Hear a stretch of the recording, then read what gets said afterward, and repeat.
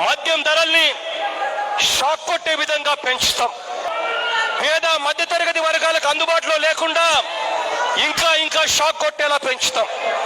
మద్యం తయారు చేసినా మద్యం అమ్మినా ఆ శిక్షలు భారీగా ఉండేట్టుగా 7 ఏళ్ల పాటు జైలుకు పోయే పరిస్థితి కూడా కల్పించేట్టుగా చట్టాలను మారుస్తాం.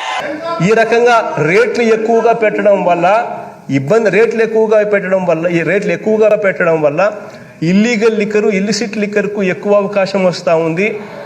ఈ రేట్లు తగ్గిస్తేనే ఇల్లీగల్ లిక్కరు ఇల్లిసిట్ లిక్కర్కు మనం తగ్గించగలుగుతాము అని చెప్పి ఏసీబీ రిపోర్ట్ల దగ్గర నుంచి అందరి రిపోర్ట్లు ఇంక్లూడింగ్ ప్రతిపక్ష నాయకులు ఇంక్లూడింగ్ ప్రతిపక్ష పార్టీలు వీళ్ళంతా కూడా చెప్పడం మొదలు పెట్టేసరికి దాన్ని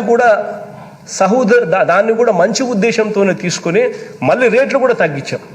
ఈరోజు రేట్లు మనం తగ్గించిన తర్వాత నోబడీ కెన్ సే దట్ మన రేట్లు ఏదో ఇప్పుడు ఏదో ఎక్కువ విపరీతంగా మనం పెంచినామని కూడా చెప్పేదానికి కూడా అవకాశం లేదు. ఇంతకుముందు చంద్రబాబు నాయుడు గారి హయాంలో ఉన్న రేట్లే మళ్ళీ తీసుకొచ్చాం.